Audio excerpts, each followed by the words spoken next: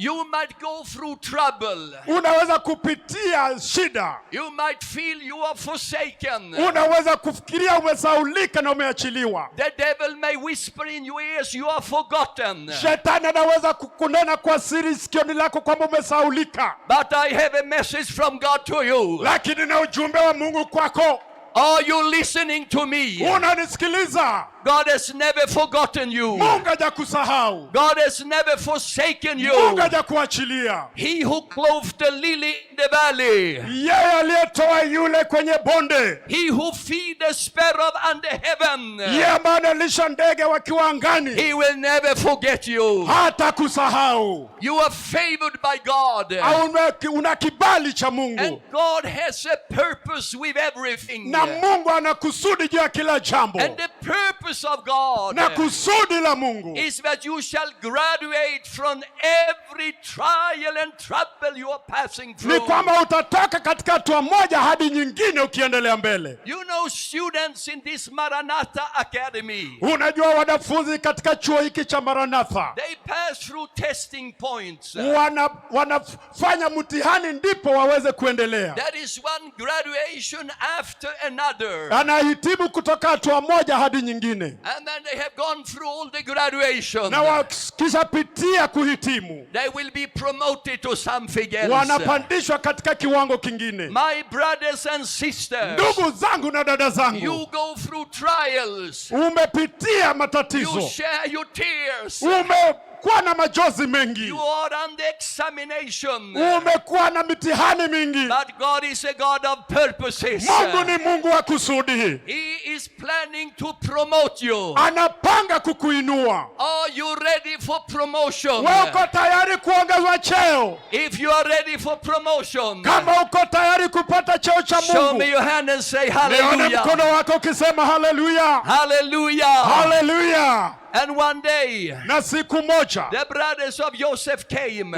Ndugu zake Yusufu wakaja. And when Joseph saw them, na wakati Yusufu alipowaona, he started to weep. Akaanza kububujika machozi. This is my brother. Akasema ndugu zangu. He was wondering, alikuwa anashangaa, what about my father? Babangu. Is my father still alive? Baba yangu angali hai. I have passed through a valley of tears. Nimepitia katika bonde la majonzi. I've been wondering about my father. Nilikuwa nashangaa kuhusu babangu. Is my father still alive? Baba yangu yungali hai. But the brothers told him, na ndugu zake wakamwambia, your father is alive. Baba ako yu hai. He still loves you. Bado anakupenda. And you have asked this question. Na akauliza swali hili. In all your tears, katika majonzi yako, when you did not have money to pay for the school fees, una pesa za kulipa karo, when there were no bread on your table, haukuwa na hata chakula kwa meza yako, you were wondering, ulikuwa unashangaa, what about my father? Na babangu je? Is my father alive? Babangu yu hai. It seems my prayer goes to the roof. Ni kama maombi yangu hayapiti pa. But I have good news for you this morning. Lakini na habari njema kwa asubuhi ya leo. Our God in heaven, Mungu wetu yuko mbinguni. He is still alive. Bado yuko hai. He lives. Anaishi. Hallelujah. Hallelujah. And he is here to perform his miracle. Muujiza wake atautenda. His pocket is not empty. Mfuko wake hujapungukiwa. There are some more blessing for you. Ako na baraka nyingi juu yako. Hallelujah. Hallelujah. My father is alive. Baba yangu yu hai. Praise God. Bwana sifiwe. Tell your neighbor, ambia jirani yako, my father is alive. Baba yangu yu hai. Turn around and tell somebody, don't weep, your father is alive. Ambia mwenzako asitoe machozi, babako yu hai. Hallelujah. Hallelujah. And the Bible says, na Biblia yasema, that one day, siku moja, the brothers came to Joseph. Ndugu za Yusufu wakaja. And they said, we have done bad to you. Wakasema tulikufanyia makosa mengi. We want to be your slaves. Tunataka tuwe watumwa wako. Don't take revenge on us. Usije ukilipisha kisasi juu yetu. Forgive us. Tusamehe. Our father, Baba yetu, he asked you to forgive us. amekwambia tusamehe. Hallelujah. Hallelujah. Haleluya. And Bible Na says Biblia yasema Joseph forgave his brothers. Yusufu akasamehe ndugu zake, This is what he said. na hivi ndivyo alivyosema, You intended to harm me, mulikuwa na nia ya kuniumiza, but God turned it around na Mungu akabadilisha mambo and to bless me. na akanibariki. Hallelujah. Haleluya. I tell you, Nakwambia there is a devil kuna Mungu, and he intend to harm you. kuna adui anataka kuangamiza, But because of the blood of Jesus Christ, na kwa sababu ya damu ya Yesu Kristo, the curses he speaks on you zile laana nazo nene juu yako goes back to the demon themselves. zinarudia mashetani mwenyewe. Hallelujah. Haleluya. I want everyone to do like this. Nataka nikwambie ufanye hivi. Do with your finger like this. Weka kidole chako hivi. God make it a turning point. Mungu anaifanya njia ya kubadilisha He hali. make it a turning point. Anatumia kwa kubadilisha hali. Hallelujah. Haleluya. You intended to harm me, Ulikuwa na nia ya but there is kunidhuru, a God of purposes. lakini kuna Mungu aliye na There is kusudi. a God of purposes. Kuna Mungu wa kusudi. Hallelujah. Haleluya. When sickness comes, Magonjwa yaja, it is not the end. sio mwisho. Even if doctor says Hata kama daktari akisema there is nothing we can do, hatuna jambo tunaweza kufanya, there is a God in heaven. kuna Mungu aliye mbinguni. Hallelujah. Haleluya. When finances cry to you, Hata wakati fedha zinakataa there mfukoni, is no future. unaona kuna matumaini. You speak to the circumstances. Unaongea juu ya matatizo na Say, hali, you are lying to me. unanidanganya, Because it is written in the book of kwa Jeremiah, sababu imeandikwa katika kitabu cha Yeremia, I have plans for you nina mipango mizuri juu yako, to bless you, niku ya kukubariki not to harm you, na sio kukudhuru, to give you a ni future kukupa tumaini and give you a hope. na pia tumaini ya siku zijazo. Hallelujah. Haleluya. Praise be to Bwana God. Yesu asifiwe. Amen. Amen. Shall we clap our hand for Jesus, Hebu tupige everybody? makofi kwake Yesu. Clap our hand for Jesus, Apigia Yesu everybody. makofi mazuri. I have faced this myself. Nimekutana na mambo haya maishani Few mwangu. years ago, Miaka michache iliyopita I was in Rwanda nilikuwa kule Rwanda preaching in a conference like this. nikihubiri kwa kongamano kama hili. Suddenly in the evening, Kigafla I got a severe heart attack. nikawa na magonjwa ya kifua, I felt like a belt of pain over my chest. nikahisi uchungu mwingi kifuani mwangu. And I was calling an ambulance. Nilikuwa naitisha ambulance ije, It was in the middle of the night. kwa sababu jambo hili litendeka kwangu usiku. I was alone in my room. Nilikuwa peke yangu katika chumba cha kulala, And I felt the pain stayed for hours. nikahisi uchungu unaendelea kwa masaa, I have never had a heart attack. na sikuwa nimewahi kuwa na madhara ya And kifua, I had no one to get advice from. na sikuwa na yeyote ya kunishauri. So I was writing on Google, Nilikuwa ninaandika kwenye mtandao I have severe pain over my chest. ya kwamba nina uchungu mwingi kwa kifua changu For 2 hours, kwa masaa mawili, what can it be? inaweza kuwa ni nini? And Google answered me, Na nikajibiwa na mtandao, it is truly a heart attack. hiyo ni kuvamiwa na ugonjwa wa moyo. I had no one to ask advice from. Sikuwa na mtu yeyote wa kupata ushauri kwake. I was alone in the middle of the night. Nilikuwa peke yangu katikati wa usiku. I called an ambulance. Nikaitisha gari la An ambulance, ambulance came na gari likaja, and took me to the hospital.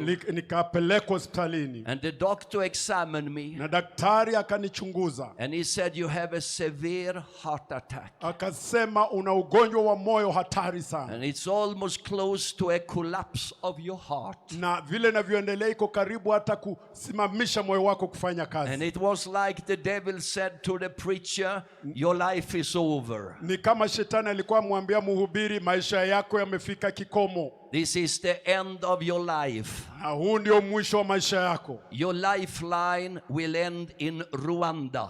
Maisha yako yataishia hapa Rwanda. When the doctor said he was going to do the surgery, Na yule aliyekuwa anaenda kufanya upasuaji, I said to the doctor, nikamwambia yule daktari, before you do any surgery, kabla hujafanya upasuaji, I want to pray a prayer. Ninataka niombe ombi. And I want to pray it together with you, doctor, and the team of nurses here. Nataka niombe tukiwa pamoja na wewe daktari na kikundi cha wauguzi. And I prayed with loud voice in the surgery bed. Nikaomba kwa sauti nikiwa kwenye kitanda cha kufanyia upasuaji. And I prayed the most well-known prayer in the world. Nikaomba ombi ambalo sijawahi kuomba katika ulimwengu. Our Father who are in heaven, Baba yetu aliye mbinguni, hallowed be thy name. Upendo wako na unijie. Thy kingdom come. Ufalme wako na uje. Thy will be done. Mapenzi yako yatimie. In heaven and on earth. Vile livyo mbinguni na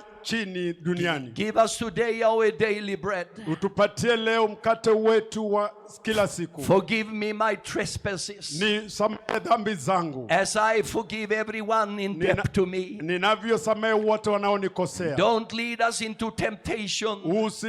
Usitutie majaribuni. But save us from evil. Lakini tuokoe na maovu. And I added, save me from this evil heart attack. Na ukaniondoe katika ugonjwa mbaya wa kiroho. When I prayed that prayer, nikaomba ombi, the Spirit of God came down in the hospital, in the surgery room. Roho wa Bwana kashuka pale hospitalini kwenye chumba cha upasuaji. I saw a vision of Jesus. Nikaona Yesu kwa maono. It was like Jesus stood about 2 meters away from me. Ni kama Yesu alisimama mita 2 kutoka mahali nipo. And he stretched out his hand to me like this. Akanyosha mkono wake kwangu hivi. And he said, make your request right now. Akasema fanya ombi lako sasa. And then I said, oh Jesus, nikasema Yesu, your presence is so dear to me. Uwepo wako ni muhimu sana kwangu. If you go, I want to go with you. Ukienda nataka niende nawe. But I also request you, lakini hata hivyo ninakuomba, give me 10 more years. Nipatie miaka mingine 10. Give me 10 more years. Niongeze miaka 10. To preach thy gospel. Nikuhubiri injili. And I tell you, na nakwambia, I felt the strength of heaven coming into my body. Nikahisi nguvu za Bwana zikiingia mwilini mwangu. But then when I have prayed that, na baada ya kuomba ombi hilo, because I was 68 years old that day, nilikuwa na miaka 68 wa mwaka huu, wakati then I huo. realized after 10 years I will be 78. Nikakumbuka kwamba baada ya miaka 10 nitakuwa 78. But then I thought I don't want to die 78 years old.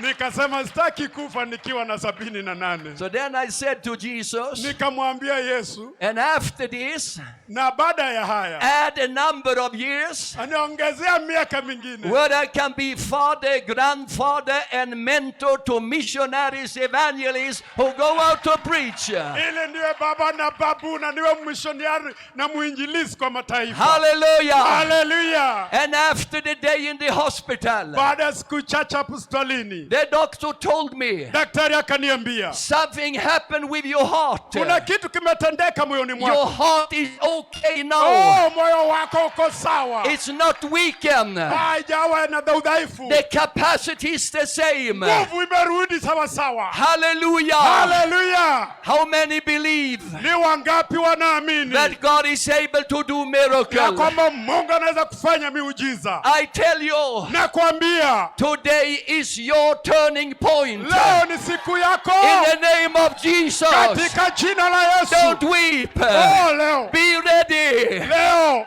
The miracle is on your way. Leo ni siku yako. Hallelujah. Hallelujah. Let God perform miracles. Wacha Mungu atende miujiza. How many need a miracle today? Ni wangapi wanataka muujiza leo? How many need a healing from Jesus? Ni wangapi wanataka kupona leo? How many need a financial miracle? Ni wangapi wanataka kufungukiwa na kupata pesa leo? Jesus is here. Yesu yu hapa. Hallelujah. Hallelujah. I want to ask, nataka nikuulize, you never know when you are going to pass away from this life. Ujui ni lini utaacha maisha haya ama utaaga dunia. We have to be ready. Yafaa tuwe tayari. I will ask you in this big mega meeting here this morning. Nitakuuliza katika mkutano huu mkubwa asubuhi ya leo. You might be a backslider. Huenda uliokoka na ukarudi nyuma. If you will die now, na kama utasema la leo, where will your soul go?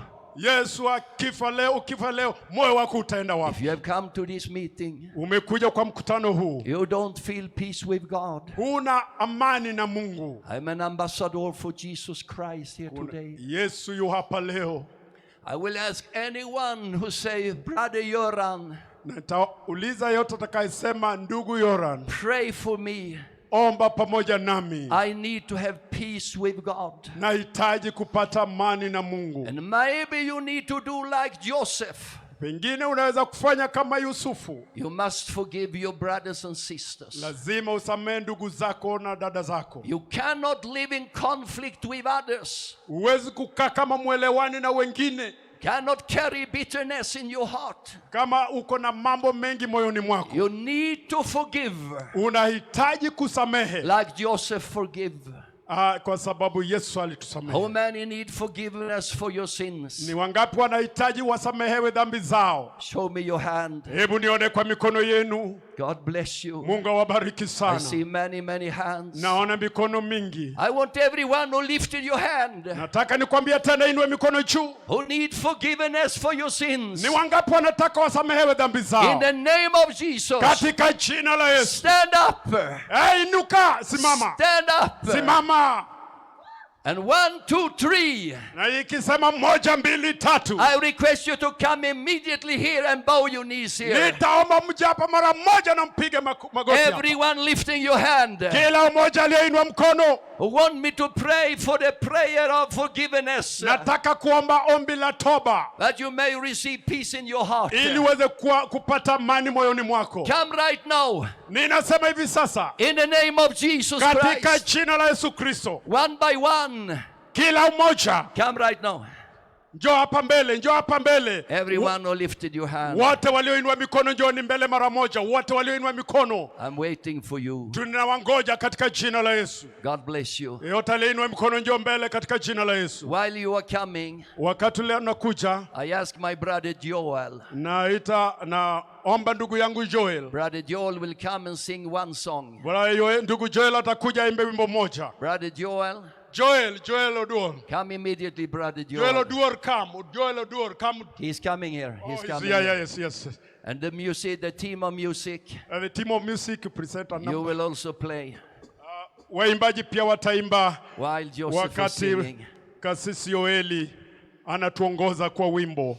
God bless everyone coming here. Mungu abariki kila mmoja ambaye amekuja hapa mbele. I know some of you are church members and you are regularly attending the church. Najua baadhi yenu ni wanashiriki wa kanisa na mnaingia kanisani kila wakati. When I was preaching today, the Holy Spirit convinced you. Na hii Roho wa Mungu akaniambia. There are things in your heart you need to have forgiveness. Kuna mambo ulio nayo moyoni mwako ambayo yanahitaji usameheane. And the Bible says, na Biblia yasema, the blood of Jesus, damu ya Yesu, cleanse us from all our sins. Inatutakasa kutoka kwa dhambi zetu zote. The blood of Jesus. Damu yake Yesu. But if you have come here today, kama umekuja hapa leo, listen to me carefully. Nisikilize kwa makini. If you have come here today, kama umekuja hapa leo, and you are not a member in the church, na wewe si mshiriki wa kanisa, somebody invited you, mtu alikualika, but you are not a member in the church, wewe sio mshirika wa kanisa, you are not baptized in water, hujawahi kubatizwa kwa maji mengi,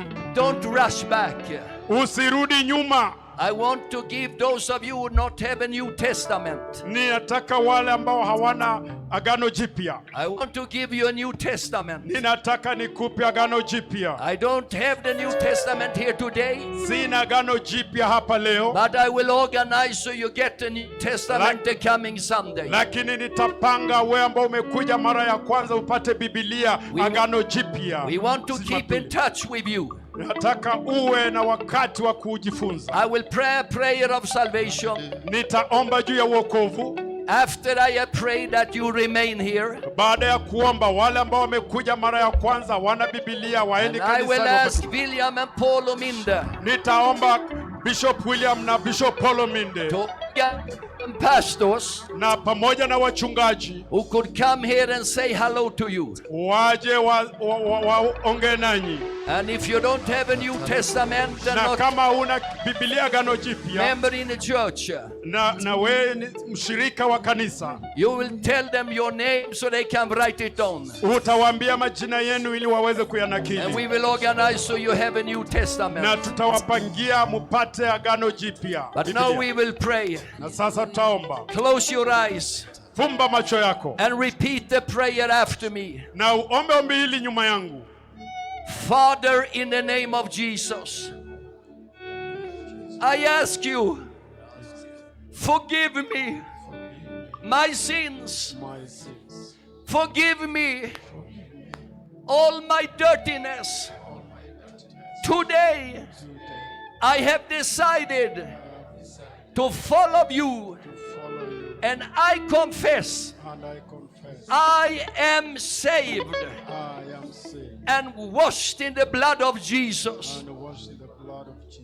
Thank you, God, Thank you, God, that you are my Father in heaven. that you are my Father In Jesus' name. in Jesus' name. Now I will ask James Omolo to pray the same prayer in Swahili, and you repeat in Swahili. Mutaomba ombi hili nyuma yangu. Katika jina la Yesu naja mbele zako Mungu, nisamehe dhambi zangu, nitakase, unirehemu, ondoa jina langu katika kitabu cha mauti, unakili katika kitabu cha uzima. Asante Mungu Baba kwa kunisamehe dhambi zangu na kunifanya kiumbe kipya. Katika jina la Yesu nimeomba na kuamini. Amen. Hallelujah. Hallelujah. Don't rush back to your seats. Usirudi kuketi kwenye kiti chako. William, where is the pastors? William na wachungaji wote walio pale. William wachungaji Paulo wote. Minde, where is the pastors? Paulo Minde na wachungaji wengine. You will be like midwives now. Ninyi ndio mtatusaidia kuwaleta hawa kwa We Bwana. will take care. Yes. Some of you move to that side. Wengine waende mwisho upande huu. Some of the pastors, some of the co-workers Wachungaji here. wale wamebaki kule njooni huku.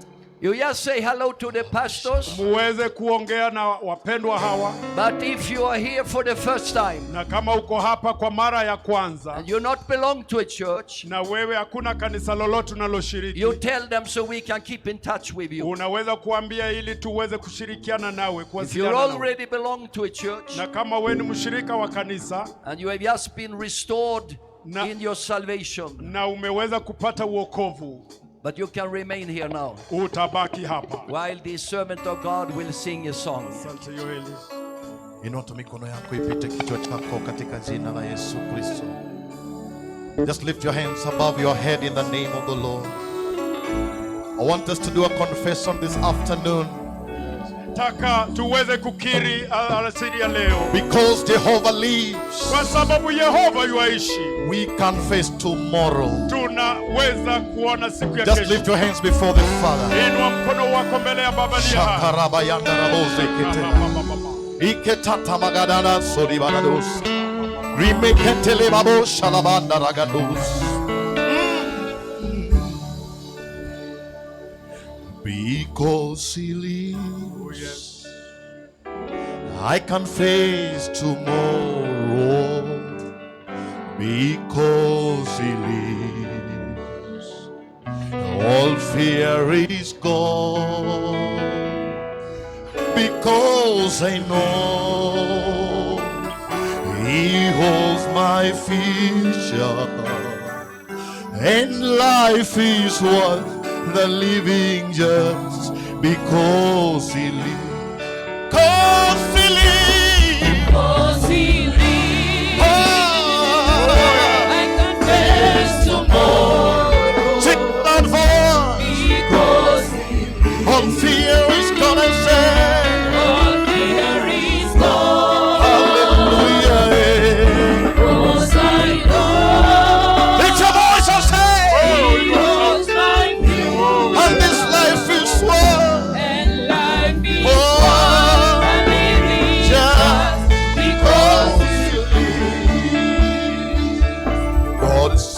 empty son. They call him Jesus. He came to love, heal and forgive.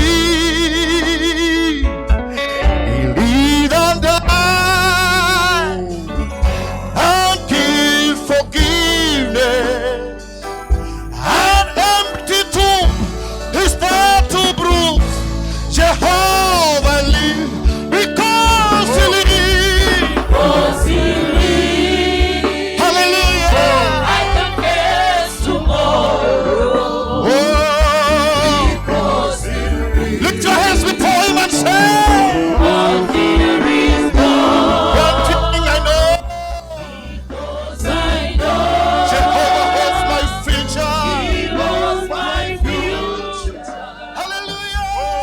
Life is worth living just because he lives. And life is worth And life is worth living just.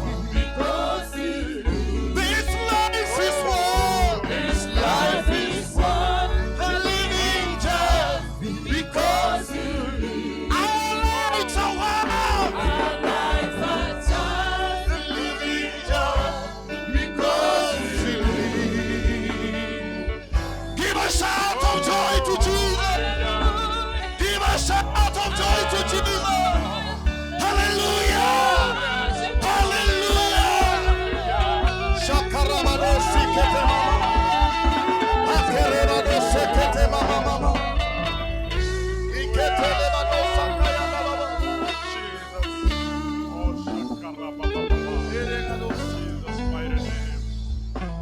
Hallelujah. Hallelujah. We feel like heaven is here. Kuna uwepo wa Mungu wa mbingu hapa.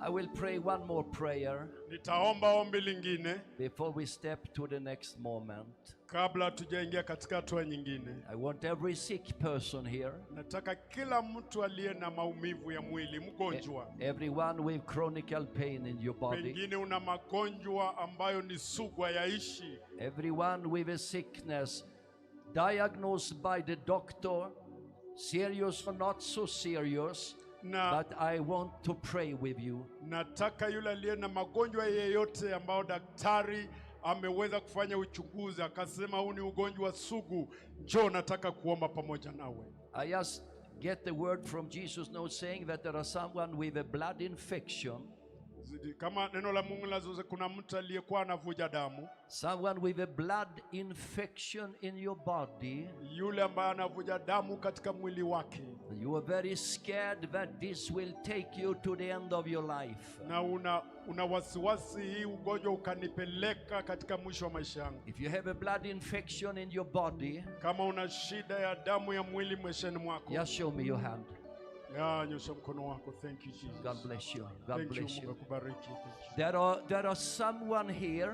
Kuna mtu hapa, The Holy Spirit tells me Roho wa Mungu ananiambia that you are married, umeolewa but you have not been able to get a baby. na hujafanikiwa kupata mtoto. You're a barren woman, Wewe ni tasa, and you cry to God umelilia Mungu that you will have a baby. ya kwamba utapata mtoto. Is there anyone here who are a barren woman? You Kuna can show me your hand. Yeyote yuko hapa ni mama na ni tasa, jawahi kuzaa. Just show me your hand. God bless you. I see your hand. Kama uko hapa nyosha mkono, nimeona mkono wako. I Asante. believe Jesus will do something in your body here. Naamini Mungu atafanya jambo jipya maishani mwako. The Holy Spirit also tells me Roho wa Mungu pia ananiambia there is someone here kuna mtu hapa who feel that life is so difficult anaona maisha yake yamekuwa na ugumu mwingi, that you even have been thinking about committing suicide. hata alifikiria aweze kujinyonga, kujiua. But you don't need to show your hand. I don't want to expose you. Sitaki unyoshe mkono wako, sitaki nikutoe mbele za watu, But there is someone here. I feel it is a woman. There is a woman here. lakini nahisi ni mama yu hapa kati yetu. But you don't need to show your hand. I don't want to expose you. Usinyoshe mkono wako, sitaki utambulike katikati ya halaiki hii. But they were singing, because he lives, I can face tomorrow. Na kwa sababu Yesu yaishi naweza kuona kesho. And I tell you, because he lives, you can also face tomorrow. Na nataka nikuambie kwa sababu Yesu yu hai, hata wewe unaweza kuona siku ya kesho. I prophesy to you Ninakutabiria that there is a turning point in your life. ni siku yako ya mabadiliko makubwa. Even this month of November. Hata kwa mwezi huu wa 11. Don't give up. Usikate tamaa. Yes. There is a turning point. Ni yes, wakati wa oh yes. mabadiliko. And the favor of God is coming Na upon you. kibali cha Mungu chaja juu yako. Now I will pray. Sasa nitaomba Every sick person here, kila mtu aliye na magonjwa hapa, those I specifically has prophesied to, hata na wale nimetaja hali yao. put your hand up on your sick body like this. Mahali ambapo na maumivu, weka mkono wako Put jinsi. your hand up on your sick body Mahali ambapo unahisi maumivu, shika, and weka mkono wako. connect with me in faith now. Hey, tushikane pamoja katika imani. Because we are releasing a miracle on your life. Na tunaona muujiza ukitendeka maishani mwako. Just say thank you, Jesus. Useme tu asante Yesu. Thank you, Jesus, Asante Yesu. that healing take place in my body. Na ataweza kufanya upya mwili wako. Father, Baba, in the name of Jesus Christ, katika jina la Yesu Kristo, I come before thy face naja mbele ya uso wako with all the suffering and the sick people. na mateso yote na watu wagonjwa. I thank you that your presence is here. Na kushukuru kwa sababu uwepo The wako kwa presence of the Holy Spirit. uwepo wa Roho Mtakatifu. And in the name of Jesus Christ, Na katika jina la Yesu Kristo, I command the blood disease na muru magonjwa ya damu affecting my dear sisters. ambaye nimeshika dada yangu mpendwa. In the name of Jesus Christ, Katika jina la Yesu I Kristo, command ninaamuru blood disease damu ya Yesu to leave the body. fanya waondoke katika jina la Yesu. Father, Baba, I pray for the barren woman. naombea huyu mama ambaye ni tasa. I pray for those who are crying to you for a baby. Na waombea wale wanalia kwa sababu wanataka watoto. Whoever they are in a marriage, Wale ambao hawajapata ndoa. I pray Ninaomba that the next year, ya kwamba mwaka ujao by this date, kwa wakati kama huu there will be a baby in their family. watapata watoto. I declare it. Ninatangaza, I speak life ninatamka afya in the name of Jesus katika Christ. jina la Yesu In the Kristo. name of Jesus Christ. Katika jina la Yesu Kristo. Amen. Amen. Father, I also pray Baba, pia ninaomba that that woman kwamba huyo mama who wanted to end her life aliyetaka kujiua will get a touch from you. ukamguze Mungu wetu, She will see sunrise. akaweze kuona jua likitua, She will see a miracle. ataona ishara na miujiza. Remove the obstacles in her life. Magumu na mazito yaliyo maishani There mwako. are somebody who by the devil tried to make the life so difficult for her. Kuna yule anayefanya maisha yake kuwa mazito na ugumu mwingi. I bind that spirit of the Name of devil Jesus. Ninafunga huyo roho wa in shetani the name of Jesus Christ. katika jina la Yesu Kristo. Thank you for a turning point. Asante kwa kuleta mabadiliko. Heal everyone right Yes, now. Lord. Yes. Na kila mtu Let the healing touch come upon everyone. ana uponyaji ukashuka juu ya kila In the mmoja name of Jesus. katika jina la Yesu. Amen. Amen. Let us clap our hands for Hebu Jesus. tupige Yesu makofi mazuri. Let us sing one time more. Because he lives, I can face tomorrow. Kwa sababu anaishi, ninaweza kuona kesho. Hallelujah. We can do it better when all our hands are lifted before Him. Tunaweza kufanya vizuri kwa mikono yetu yote ikiwa Because juu, it's a confession we are making. kwa sababu tunakiri. Ikalababos. Hallelujah. Thank you, Holy Spirit. Yes. Thank you, Father. Asante Baba. Thank you, Holy Spirit. Asante Roho Mtakatifu. Thank you for your healing power. Asante kwa uponyaji wako. Oh yes. Shalabagadus. Oh yes.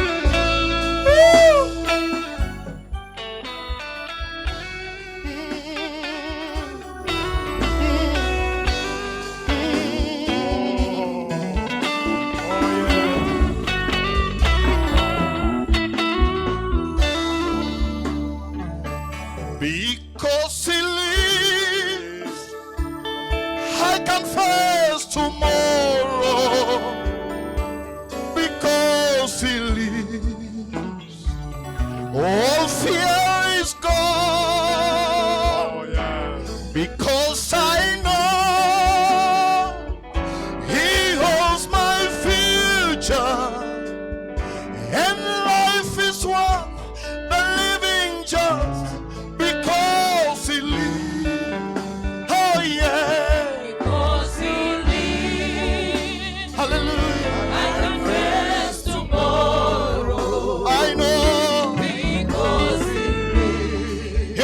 in my life. all fear is gone. I have this assurance. Because I know My future's in your hands. He knows my future. Oh, life I say. And life is worth a living just because He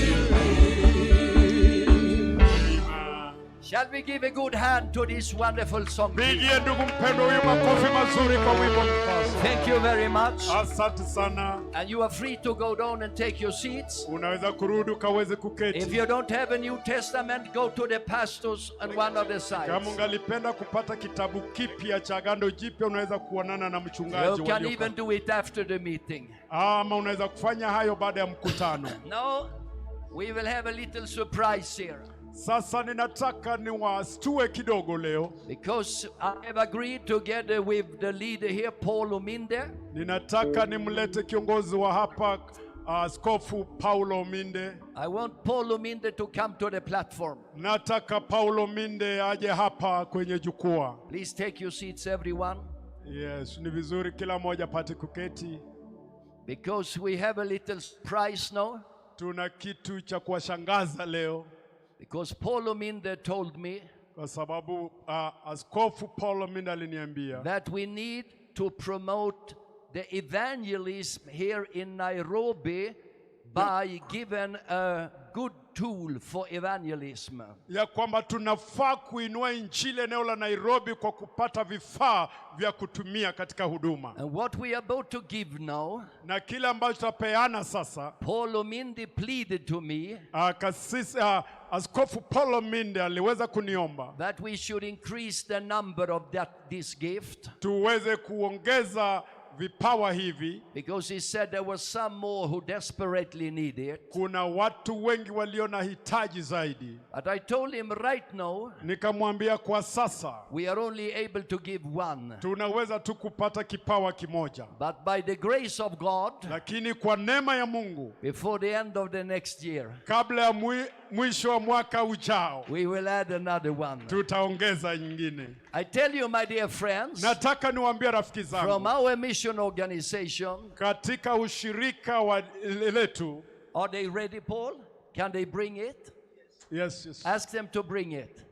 I don't want to tell you what it is before they bring it. Sitaki kuambia ni nini kabla haijaletwa. I think somebody here Na hisi kuna can mtu organize anapanga haraka.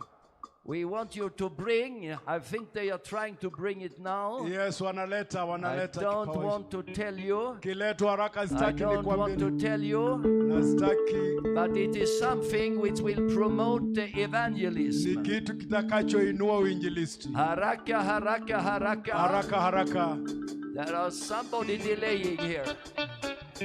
I want them to be ready. They are coming. Yeah, inaletwa. They It's are coming. coming. Please. It's coming. I don't want to tell you what Sitaki it is, nikwambie ni nini. but it is on the way. There